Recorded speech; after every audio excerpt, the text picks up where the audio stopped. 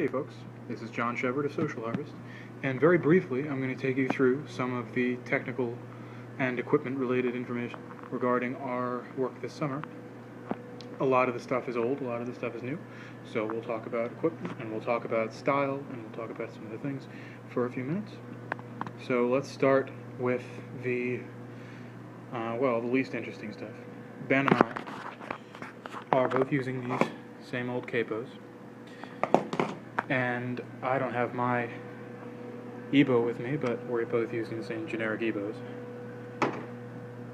And he's using a Shure 58, and I'm using an MXR compressor microphone. Condenser microphone. And that's less interesting than the guitar stuff, honestly. So let's talk about that. Ben is using an RPM 500 Digitech digital pedal board with a bazillion presets in it, but he has a handful that are really fantastic, and he makes really good use of the wah on some of the solos. Like the Ocean solo is really just swelling all over the place, and also he doesn't overuse it, which is the nice thing. He uses like very tasteful and subtle changes, which is the total opposite of what I'm doing, so I envy that quickness, that brightness. Anyway, I'm using this late 2012 setup of pedals, which is 8 here, and then there's a different one that I don't have attached for the current work. So in order, that's a Boss compression sustainer, MXR microamp for boosts, the classic distortion plus, or the distortion rather without the plus. The distortion plus is by MXR, I wish I had that. Haha. But I'm using the Boss distortion because I turn the actual distortion properties down and give the tone at like 98%, and it gives me a nice crunch, a nice sharp crunch for my middle of the road stuff, and especially on this new stuff. It's critical that we have a crunchy tone for the rhythm that I'm playing some of that is more moving than a simple clean tone, which is just kind of boring after forever. So then there's the Big Muff, which I'm still playing at, the volume varies show to show, but the tone I'm still putting at about 60%, maybe a little bit north of that actually, and the sustain is cranked. So that gives me the movement that I want with the heavy tones for basically everything that's strong. So this is really put to the test on late part of the last 2 choruses really of Oceans, and obviously the live versions of Under My Skin where we're not using Marshall amps, and we're doing a series of other things instead. So the tone is really just all over the place in the way it moves, but it's very reminiscent of like middle years, like 93 Smashing Pumpkins, which is obviously my favorite material ever, and I really just can never get enough of the sound of this. Plus the more I kick the shit out of it, the warmer the body becomes somehow, so that's always nice. And I'm thinking of taking the Neo Clone chorus out for the next few months. It never gets too much work. It's really like, instead of, I use phase a lot for solos, and when I get tired of that I use the chorus, which is silly, so it's not very productive, but I use it a lot on Untitled, and I use it a lot on clean songs that are not moving too well, as they are with just boring stuff. So I used to use it on the first electric rendition of like Breakaway, and I didn't like that, so when we rearranged it several times, I came to a version that didn't need chorus and really didn't call for it. So I might take that. I also might take the microamp out, because I'm really not overusing it too much, and as great as it is to have boosts, I don't need it for what we're going to be planning, our secretive mission for the next month of work. Then there's the legendary Phase 90, which everyone and their mother has and should have used. But instead of making those really obnoxious swells with the speed on it, I like to just bring it all the way back down to nothing. Actually, maybe like 5% there, and let the movement give some body to solos, and that's the only time I would ever use the pedal, honestly, because besides that, it gets really obnoxious. But when you have the big muff coupled with some of that, it really moves subtly and really beautifully, and one note at a time with that combination is just gorgeous. The Memory Boy is the dialed down version of the Memory Man, and I love everything Electro-Harmonix, which is why I have 4 of their pedals on my board.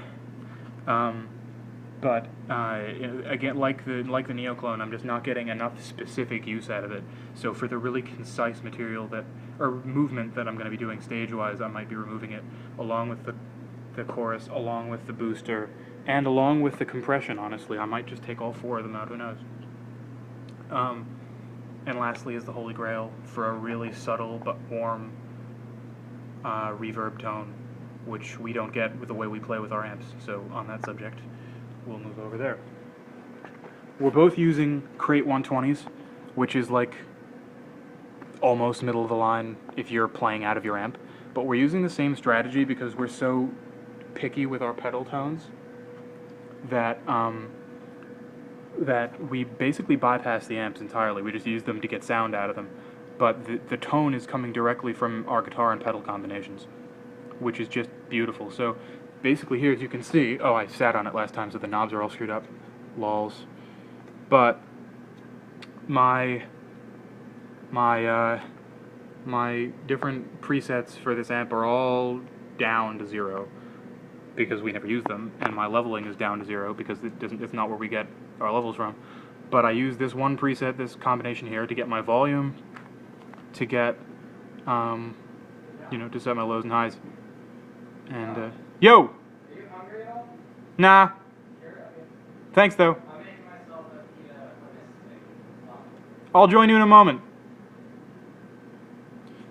Anyway, Ben's a funny man.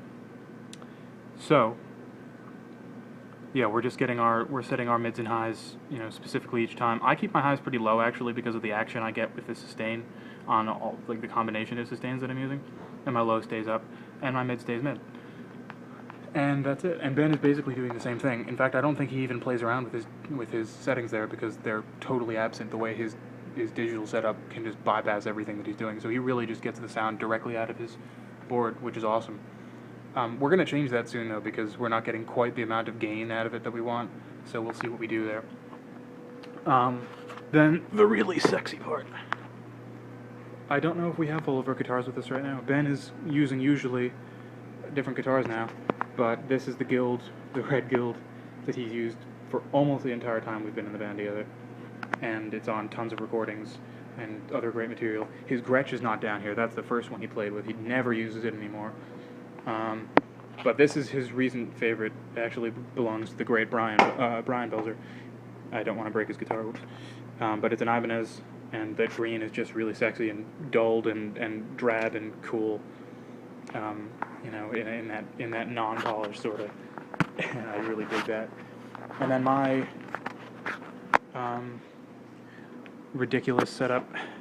So my telly with the it's the blackout, the telly blackout from like 2008 or something like that, and it's got the maple fretboard going on, and I dig it. I always dig it, but I seldom play it anymore because the strats are so specific for what we've done for years now. So then there's my new Strat, which has my little logo on the bottom, and it's it's a 77 maybe 76, and I've taken all the Fender crap off it because I just keep redesigning it that I don't want to be disrespectful to Fender. But it's I love this guitar so much. It's the newest one I have, and we get a lot of good tone from it, especially using it's the only one I have that has single coil and humbucker at the same time, moving back and forth. So I'm planning for this summer to use that exclusively live, and then when we record, if we do that, I'll be using basically the telly the whole time, and pedaling it up, and then of course the semi-retired Bat Strat. He's just all beaten up. He's, of the ilk of, everything. He's been on so many recordings and so many everything. I love that guitar more than life. Anyway, so that's my 10 minutes. Hope you got a little insight into the way we are recording our guitars and a little vocal stuff. Oh, and literally for vocals, that's the whole thing. But that microphone is everything, and that microphone is almost everything, and it's pretty cute. So that's it, and that is the lead tones from Social Harvest. So I hope you come and see us at the Stone Pony on June 22nd with Bobby Mahoney and the Seventh Son creating Clementine and a bunch of other great acts. And I've got a few solo shows towards the end of the month and then throughout July, and culminating the summer is, of course, Blueberry Launching Festival Dos, and I hope we get to see you all come out for that. And we have a few more surprises for you coming out through the rest of the summer, and I hope you enjoy it. In the meanwhile, you can go online and find my solo record, Notes from Underground, wherever you want, because it is that good. And we'll be with you shortly. Thanks a lot. Take care.